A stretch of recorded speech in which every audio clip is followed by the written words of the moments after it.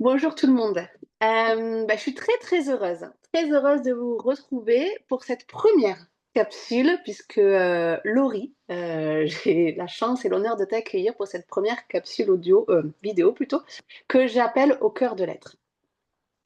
L'idée, c'est vraiment, de par un échange qu'on va avoir toutes les 2, d'ouvrir ensemble des espaces de parole qui sont simples, qui sont vraiment dans l'authenticité, dans quelque chose de la vulnérabilité aussi, j'ai envie de dire et de la douceur, sur un sujet qui nous anime toutes les 2 profondément, c'est le lien à soi, ce lien au cœur et ce lien et cette notion de transmission. Parce que j'ai remarqué, même dans ma propre vie, que, on est très souvent dans le faire, dans l'action et que bien souvent on est happé par ce quotidien qui, nous empêche ou on s'empêche soi-même, peu importe, en tous les cas, qui nous limite dans cette connexion à l'être. Or, on est quand même des êtres humains et dans être humain, il y a être et je trouve qu'il est essentiel, de savoir qui on est aussi avant parfois de passer à l'action, avant de faire pour faire. Donc je suis vraiment en joie, Laurie, de t'accueillir et de te présenter telle que l'accompagnante, alors j'ai noté parce que pour qu'on ait les mots justes, l'accompagnante relationnelle mère-enfant. Je sais que tu t'es vouée dans cette voie suite à ta propre expérience, par rapport à la dépression du postpartum, mais je te laisse te présenter, et nous dire un petit peu qui tu es. Merci beaucoup Marie-Édith. Bonjour à tout le monde. Eh bien oui, merci, pour cette, invitation, à échanger de manière, comme tu as dit, simple, vulnérable, authentique, pour revenir justement à cette notion, clé pour moi qui est, oui, au cœur de l'être. Je trouve ça magnifique, comme je te l'ai dit, ce titre, c'est tellement vibrant en tout cas pour, à la fois la femme que je suis, la maman que je suis et l'accompagnante que je suis. Puisque effectivement, je suis, une maman résiliente qui est devenue une accompagnante, Mmh. de la relation mère-enfant, mais, vraiment une accompagnante, on va dire, multidimensionnelle, avec cette vision multidimensionnelle. Pourquoi? Parce que la dépression du postpartum m'a clairement, mise face à toutes mes croyances, conditionnements, blessures, schémas répétitifs, enfin vraiment qui finalement n'étaient, liés qu'au mental. Ouais. Vraiment, finalement, c'était alors, bien sûr qu'il y avait ce désir du cœur, cet appel à être maman.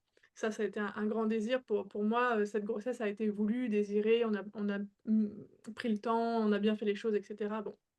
Mais, en fait, la représentation de la maternité, comment elle se déroulait, clairement, c'était, mental et comme rien ne s'est déroulé comme je l'aurais pensé et moi, en tout cas, ça a été pour le coup traumatique. Il a fallu qu'effectivement dans ce parcours de résilience, que je lâche, tout ce à quoi je tenais, qui était finalement une identité, superficielle et Mmh. une identité de survie finalement.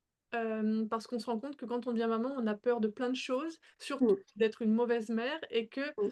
au final, quand on accompagne ça avec lucidité, clarté et multidimensionnalité et qu'on se reconnecte à toutes les dimensions de notre être, justement, tu parlais de ce terme-là, on se rend compte que finalement, on cette peur, c'est parce qu'on tient à quelque chose qu'on veut contrôler et maîtriser, alors que la vie, eh ben, enfin moi, ça a été un des grands enseignements, la vie ne se contrôle pas.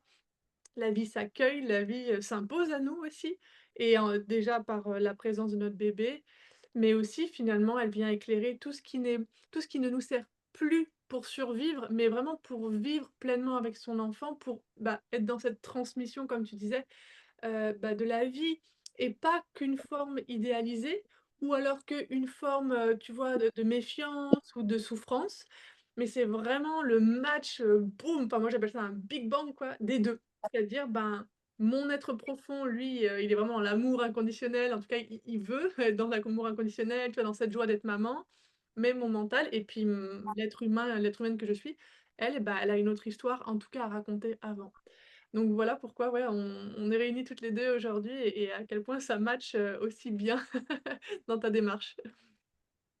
Je te remercie, c'est très beau ce que tu partages avec, toujours pareil, hein, je trouve que tu es une belle personne avec cette authenticité, cette transparence de ce que tu as vécu et qui voilà, qu'on ressent même si tu le racontes avec beaucoup de, comment dire? Beaucoup d'amour et le sourire. C'est quand même un passage qui je ne l'ai pas vécu, mais qui, j'entends en tous les cas, les mamans qui ont été traversées par ça, qui est quand même très challengeant et et qui doit être complètement déstabilisant et qui justement, quand tu partages ça, ça me fait vraiment revenir à cette notion de se perdre dans le «je dois faire». Je dois être une bonne maman, je dois tenir la route, je dois tenir le cadre, je dois parce que, beh, j'ai choisi peut-être de devenir maman ou pas, même pour celles qui l'ont pas choisi, mais et que finalement on oublie, d'être dans l'être. On oublie de se reconnecter à son cœur et à soi et à ce qu'on désire réellement. Là, il y a une particularité, c'est la dépression postpartum, mais j'imagine que même dans les accompagnements que tu dois aussi avoir des mamans, ou des femmes qui sont aussi confrontées à cette question-là et à cette difficulté-là, justement. Tout à fait et c'est pour ça que je fais quand même une différence, dans la considération de la dépression du postpartum. C'est qu'en tout cas par rapport à mon vécu, une fois de plus, hein, ce n'est que ma vérité, Oui, mais la difficulté, on va dire, le peut-être le challenge, la problématique relationnelle avec son enfant et cetera ou son conjoint, bon, ça vient nous parler de nous, bien sûr et peut-être de nos croyances, de nos blessures émotionnelles et que bon, il y a des petites choses à libérer, à revoir un peu différemment et à co-créer finalement avec la personne en face et là, la mmh, relation a tout son sens une fois de plus. Moi, j'adore la relation parce que pour moi, c'est magique, c'est une alchimie et pour moi, la dimension et c'est pour ça que je parle de multidimensionnalité, avec justement la prise en charge de la santé mentale, de l'identité maternelle et cetera.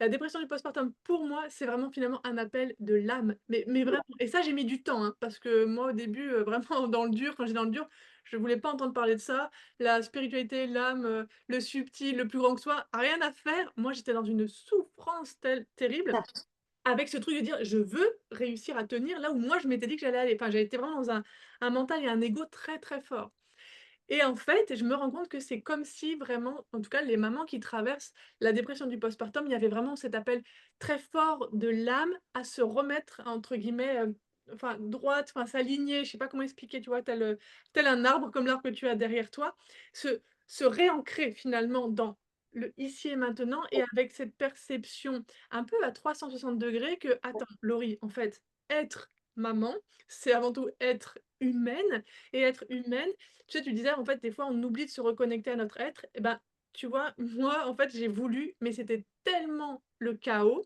même à l'intérieur de moi, les bases, que j'avais reçues, tu vois, le cadre familial, l'éducation.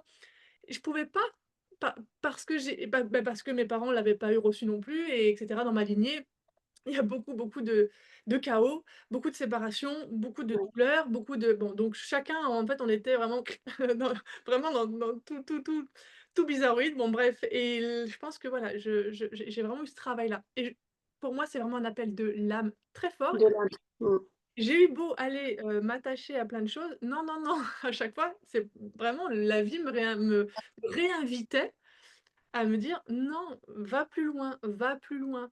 Sauf que moi, va plus loin, bah, vas-y toute seule toi, plus loin dans le chaos, dans les trucs dégueulasses que j'ai pu, bah, réaliser, comprendre, tu vois? Parce qu'il y a des parties de nous qui sont sombres et c'est il y a pas à juger. Moi, j'en avais très peur et finalement, je me rends compte que c'est juste qu'elles sont sombres parce qu'on n'a pas mis de la lumière encore dessus, mais qu'on Mmh. n'est pas moins bien qu'une autre ou tu vois? Pas mais c'est juste que, ben, ça fait tellement peur et puis on se dit: «Mais comment mais comment je vais faire pour y aller? Personne m'a jamais accompagnée.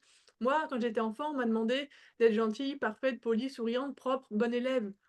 Bah, du coup, tout ce qui était pas beau, tout ce qui a été refusé, tu vois, par la famille, l'éducation, l'école aussi, enfin, ou les copains, les copines, bah, moi, j'ai mis sous le tapis, quoi, pour, rester dans ce faire et dans ce paraître et être, ouais, c'est dur et je pense que même quand on a envie, ça peut être extrêmement difficile, c'est pour ça que j'invite les mamans à parler, que j'offre des groupes de parole, que j'offre des mamans, des cafés entre mamans et puis dans mes accompagnements, je dis aux mamans: «En fait, vous êtes vraiment un peu comme chez vous. C'est votre espace, moi, je suis votre miroir, je suis en écho, je vous accompagne, mais vous êtes chez vous». Dans le sens où, j'ai traversé tellement, tu vois, de dimensions pour revenir tout au cœur de l'être, qu'en fait, on va pas parler, de théorie ou de concept, on va parler d'elle et ça, c'est quelque chose qui m'a beaucoup manqué. Donc déjà, de le faire à moi-même et c'est pour ça que je fais un petit peu la différence entre les mamans qui, ont quelques difficultés, mais qui ont peut-être ce contact avec leur être profond, de par une éducation autre que la mienne ou une ouverture d'esprit ou un chemin déjà peut-être de résilience avant, autre que le mien et voilà la dépression du postpartum où là, on a vraiment, vraiment besoin en fait qu'on nous tienne la main, pas parce qu'on n'est pas capable, pas du tout, mais parce qu'on ne sait pas faire dans le sens où, ben, on nous a pas appris. Franchement, c'est tellement rare qu'on nous dise: «Mais sois toi-même, oui, OK, tu es comme ça, c'est super. Ah, tu es différent de moi, mais c'est génial». Non, les parents, parce qu'il y avait pas les outils d'aujourd'hui aussi, Mmh. évidemment, hein, là, je ne juge plus personne. Avant, je le jugeais, j'avoue. J'étais très en colère contre, beaucoup de personnes autour de moi, maintenant plus. Mais parce qu'aujourd'hui, c'est ça qui est génial, c'est qu'on a plein de beaux outils pour revenir au cœur de l'être, justement. Mmh. Du coup, bah, tu as devancé plein de questions que j'avais. Ouais. Merci pour tout ce déroulé et pour tout ton partage parce que justement, je voulais en venir à qu'est-ce qui toi, t'a permis dans ton chemin de revenir à l'être? Concrètement, j'ai envie de dire. Là, on est un peu dans le faire aussi, mais parce que je crois que c'est quand même quand on dit revenir à l'être, en tous les cas pour moi, ça ne veut pas dire ne rien faire, bien au contraire. Revenir à l'être, c'est aussi faire quelque chose. C'est pouvoir harmoniser tout ça et pouvoir se dire, OK, il n'y a pas juste un seul, il n'y a pas que du faire, il n'y a pas que de l'être. Mais c'est vraiment essayer d'harmoniser les deux et d'avoir un équilibre entre ces deux. Et du coup, toi, comment tu as pu concrètement revenir dans ton être? Exactement, c'est très juste ce que tu dis parce que, à la fois on peut être attaché à ses convictions et finalement on voit que ça marche pas et on ne sait pas comment faire. Et ben, moi ce qui m'a été demandé de faire, c'est justement, lâcher le faire, revenir dans le ressentir. Donc moi ça s'est passé par le corps puisque j'ai vécu un accouchement traumatique par césarienne imposée et moi j'ai eu des adhérences pendant 2 ans et qui ont été Mmh. extrêmement douloureuses. Donc en fait mon corps m'a appelé déjà rien que ça de prendre soin et d'être douce avec ma cicatrice. Moi, je pouvais pas être douce avec elle, je voulais pas la toucher, je voulais pas la voir. Enfin, rien que ça, déjà de s'appuyer sur ce qu'on a vécu. Donc le corps, je me suis mise au yoga, au pilates et cetera. Des trucs que je jugeais être des trucs de qui servaient à rien, parce que moi j'étais beaucoup justement dans le yang, j'étais dans le basket, la boxe, le hip-hop, enfin tu sais des trucs où voilà, et là, j'ai appris à la fois à revenir donc dans le corps, dans l'énergie un peu plus yin aussi pour accueillir, mais donc c'est pas évident parce que tu accueilles tout, en fait, quand tu commences à être en position de recevoir. D'où l'importance que d'être accompagné, d'être dans des espaces de parole et cetera. Donc c'était le corps, vraiment alors là quand tu reviens bah, en fait et le corps, tu te rends bien compte que ça fait partie de ton être. Bah oui. Mais comme on a un rapport un peu aussi, dysfonctionnel, je trouve, avec le corps, qu'il faut que ce soit une vitrine, il faut qu'on soit parfaite, il faut qu'on soit des belles femmes, il faut qu'on ait pas de rides, il faut qu'on doit avoir pas pour bah, pour moi, ça m'intéressait pas parce que je recherchais la profondeur aussi. Moi, je suis quelqu'un, voilà et puis oui, ça s'entend quand je parle, mais j'aime la profondeur, j'aime le sens. C'est d'ailleurs ce que j'accompagne les mamans à donner du sens à ce qu'elles traversent pour se sentir mieux et accéder en fait à la maman idéale qu'elles sont déjà pour leurs enfants, même dans le cas où elles sont déjà idéales pour leurs enfants, puisque pour moi, j'ai cette, croyance que les âmes se choisissent. Et puis voilà, puis après, bah, tout ce qui a été, alors je sais pas, c'est ouais, pratique corporelle, Ouais. kinésiologie aussi, Mmh. chiropraxie, enfin voilà, vraiment le corps. Pour moi, ça a été ça, ça a été le corps. En même temps, bah, le côté santé mentale, mais par, un suivi, psychothérapeutique. Donc ça, c'était important aussi parce qu'il y avait plein de choses qui remontaient là-dedans et puis quand on commence à toucher le corps, à donner conscience et de la place, bah, le corps, il est aussi empreint de tellement de mémoire et ça, on l'avait vu, avec le transgénérationnel et cetera. Donc la tête aussi, à en prendre, a parce que ça permet aussi d'accéder à l'être profond, hein, de passer par la tête et de vider finalement, voilà, tout ce qui est là. Et puis, après, il y a eu aussi, ben, voilà, le côté tout émotionnel avec l'enfant intérieur. Quelque chose que je voulais pas entendre parler parce que je trouvais ça tellement, à la mode et inintéressant et en fait, j'ai découvert quand même plein de choses et à chaque fois, voilà, avec l'émotionnel où je me suis rendu compte que l'émotionnel avait vraiment beaucoup d'importance pour la façon dont on se voit, dont on voit la vie, dont on relationne avec soi et les autres. Ah, donc là, ça m'a amené une profondeur aussi, bien sûr, Ouais. dans l'être et puis et puis le dernier pas qui, moi, m'a vraiment sorti de la mouise, moi, c'est la spiritualité aussi. Mmh. Ah, c'est pour ça que je parle de multidimensionnalité, non et moi, je néglige et tu l'as dit très justement, mais je néglige aucun niveau. C'est-à-dire que oui, dans ma conception, on est des âmes qui se rencontrent, l'âme du bébé, choisit ses parents, nous, on choisit l'enfant, tac, tac, tac, tac. C'est merveilleux parce que c'est magique, c'est mais après quand ça passe dans le corps, il faut l'écouter ce corps et l'accompagner, enfin il faut. Bah, en fait, on a des fois pas le choix selon ce qu'on a stocké et puis après voilà, il y a toute la partie malgré tout revenir sur: «OK, j'ai vécu ça, je me suis construite comme ça, mais finalement» et ça c'est la cerise sur le gâteau, il y a un plus grand que soi qui fait que, et ben, l'énergie qui circule entre mon enfant et moi m'apporte des ouais, m'apporte des invitations, des défis, des challenges, mais finalement pour me libérer et revenir à mon être. Mais ça a été un peu dur quand même sur la fin à comprendre tout ça, tu vois? Moi, j'étais beaucoup dans la justice, dans la colère, Voilà, donc le C'est tout, sûr, ah oui, oui. ça permet ça, pour moi en tout cas. Oui, oui, oui, bah, vraiment, on parle de toi, de ton expérience, de ton parcours et en tous les cas, de tout ce que j'entends, de ce que tu peux nommer, c'est effectivement quand tu as réussi à expérimenter, parce que parfois on peut avoir conscience ou pas, on peut repousser complètement en disant: «Non, non, j'en veux pas entendre parler», mais quand on passe par l'expérience, ben, on se rend compte parce que, le corps du coup cellulairement parlant, on est imprégné par cette expérience, donc forcément ça modifie aussi les cellules à l'intérieur de soi et ça modifie aussi tout ce, tout ce qu'on a pu expérimenter jusque-là. Tout à l'heure, tu parlais de transmission justement de par, les familles parce que, à l'époque en effet, on parlait moins de ces choses-là. On est des nouvelles générations où on nomme les choses, où on permet aussi à nos enfants ou même si on n'a pas d'enfants, en tous les cas, aux enfants, de ce monde, de pouvoir être beaucoup plus sensibles à ça, plus à l'écoute aussi, de l'être justement. À l'école, on nous apprend les maths, on nous apprend le français, la géographie et cetera. On commence à parler, à apprendre les émotions, à apprendre effectivement qu'est-ce qu'on ressent. C'est nouveau, on commence à en parler, mais moi j'ai envie de dire vivement que ça y soit comme une matière à part entière parce que on a beau apprendre des choses du faire ou de choses du mental, mais si on n'est pas dans l'être, c'est compliqué. En tous les cas, dans ma croyance aussi à moi. En tous les cas, de ce que j'ai entendu, c'est qu'il y a eu tout un tas de choses qui se sont passées pour toi, ce par quoi tu étais construite aussi. Et quand tu as réussi à trouver cette porte d'entrée qui t'allait bien, qui t'a permis de te reconnecter à ton cœur et donc à ton être, j'ai entendu que ça t'avait amené du sens finalement. Le sens de, ok, là, ça remet du sens sur qui je suis, ça remet du sens sur ce que j'ai envie de faire, ça remet du sens sur aussi les rôles finalement, parce que c'est pas parce qu'on va dans l'être qu'on se défait des rôles, on a tous des rôles, on les a. Après, il faut trouver toujours pareil cet équilibre et cette harmonie. Est-ce qu'on est trop dans le rôle ou pas? J'en parle en toute conscience parce que moi, je suis en ce moment hyper dans le rôle surprotectrice avec mes enfants. Je le sais, j'en ai conscience et c'est ok. Je vais pas non plus trop me blâmer, mais voilà, d'en avoir conscience aussi. On est dans le mental. Tu parlais des différents corps. Ben, ça permet de dire ok, là, j'en prends conscience. Comment je réajuste? Et donc, on réajuste aussi avec son cœur finalement, parce que qu'est-ce qui résonne pour moi? Qu'est-ce qui est ok pour moi? Qu'est-ce que j'ai envie de faire ou de ne pas faire? Qu'est-ce que j'ai envie de transmettre ou de ne pas transmettre?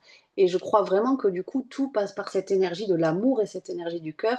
Tu parlais de croyance aussi, de spiritualité. Tu as parlé la foi finalement. Avoir foi en peu importe quoi, mais d'avoir foi en quelque chose est aussi quelque chose qui passe par le cœur et l'amour finalement.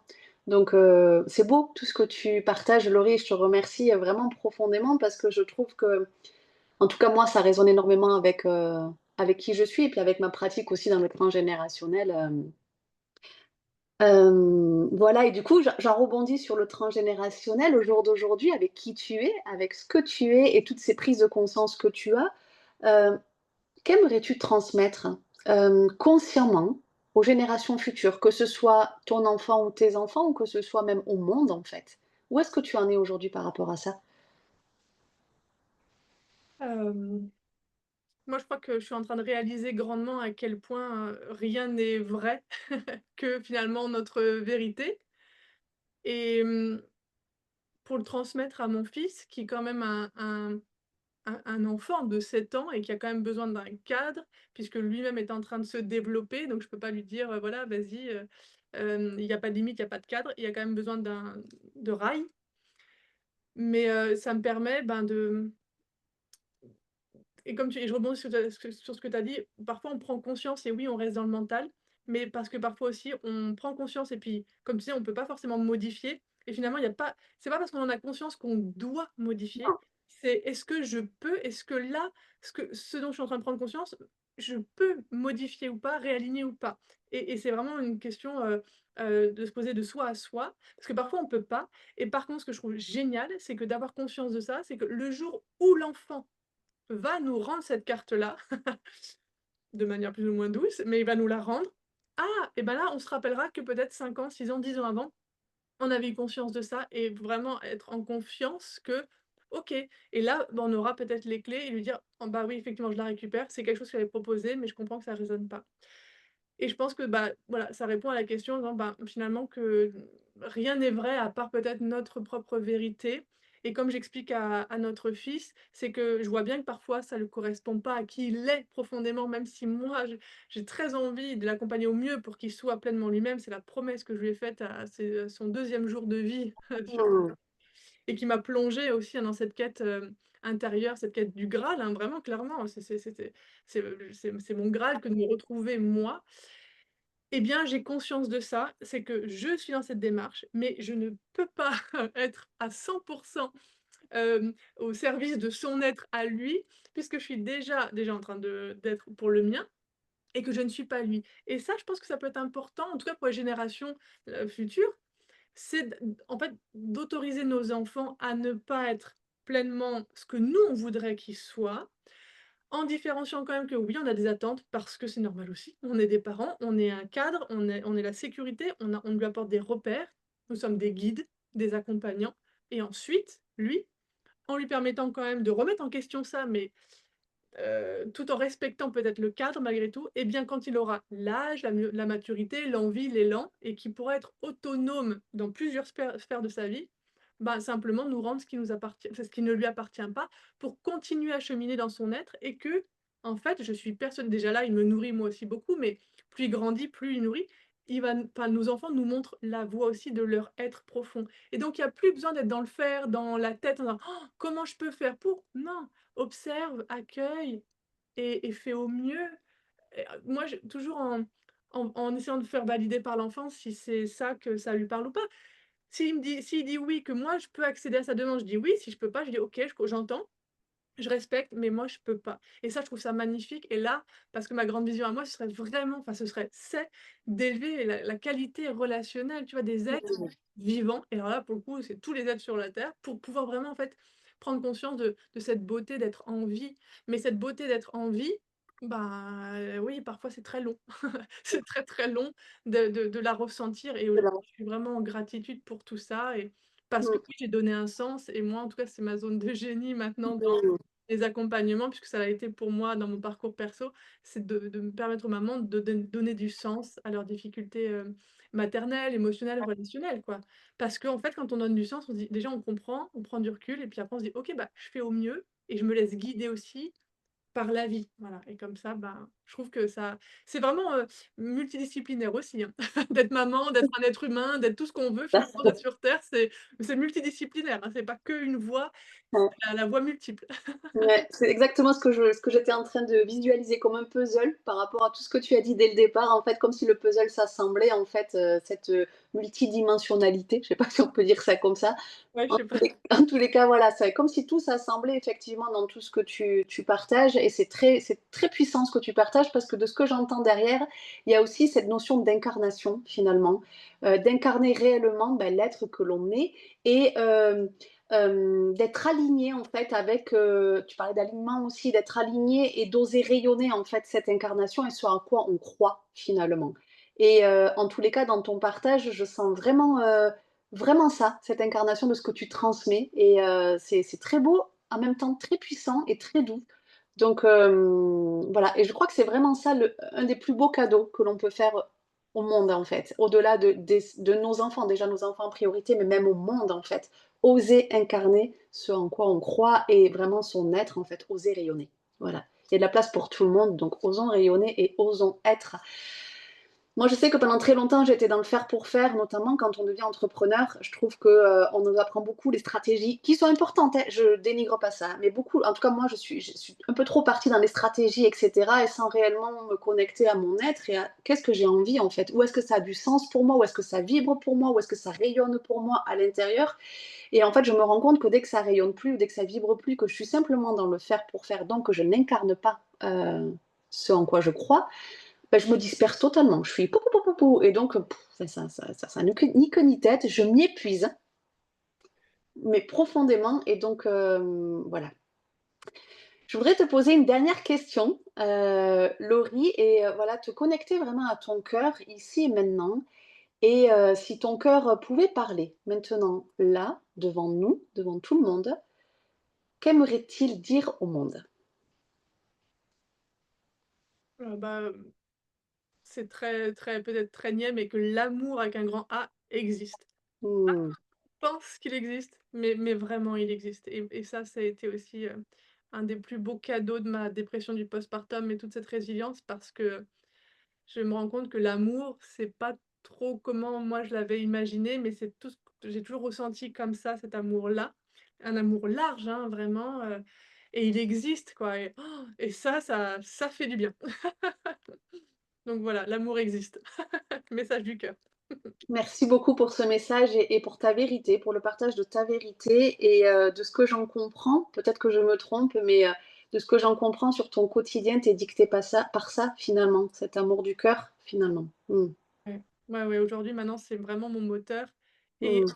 quand on est branché sur son cœur et qu'on suit l'amour avec un grand A, il y a aussi des imperfections, il y a aussi des challenges, il y a aussi du chaos, il y a aussi bien évidemment, il y a rien de magique dans le sens où, tout est résolu parce qu'en fait, si on est sur terre, c'est justement pour jouer, pour comprendre, pour grandir et on peut pas grandir sans phase de chaos. Sauf que maintenant, c'est plus dans la souffrance, ni dans la douleur, ni dans l'autoflagellation, ni dans le la fuite de moi, enfin, donc en fait, les choses continuent de vivre, d'évoluer. La vie, elle est toujours là, elle est encore plus là, mais en fait, c'est tout le côté effectivement, souffrant de mon corps physique, de mes mémoires transgénérationnelles, de mon inconscient qui lui, pour le coup, est vraiment apaisé et je dis pas qu'il y a pas des pics de temps en temps, je reste humaine, je reste en chemin.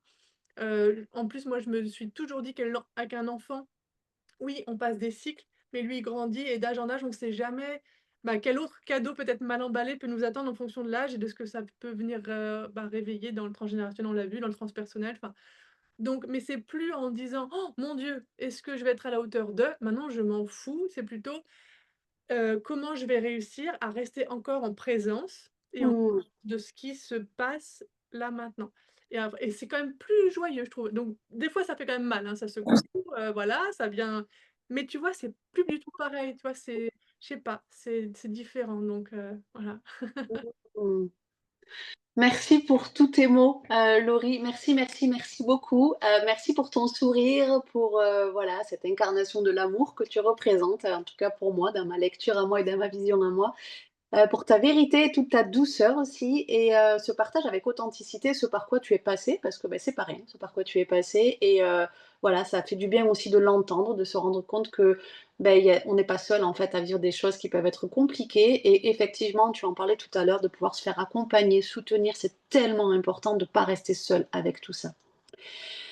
Je vous remercie beaucoup de nous avoir écoutés, et puis juste, à la fin de cette vidéo, je vous invite vraiment à prendre un instant avec vous-même et peut-être en mettant la main sur vos mains sur le cœur ou sur le ventre, en fermant les yeux le temps d'un instant et en écoutant un petit peu.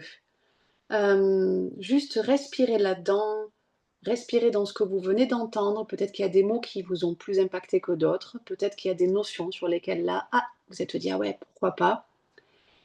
et demandez-vous, là, maintenant, qu'est-ce que mon cœur aimerait que je fasse aujourd'hui pour moi, pour les autres et pour ma lignée? Qu'est-ce que mon cœur aimerait que je fasse aujourd'hui pour moi, pour les autres et pour ma lignée? Parce que je crois profondément que c'est vraiment de là que tout part. Et il n'y a pas de bonne ou mauvaise réponse. La réponse la meilleure et la plus juste est celle que votre cœur vous dicte.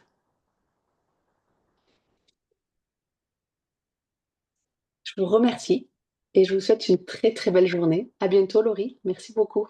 Merci à toi, à bientôt. Au revoir.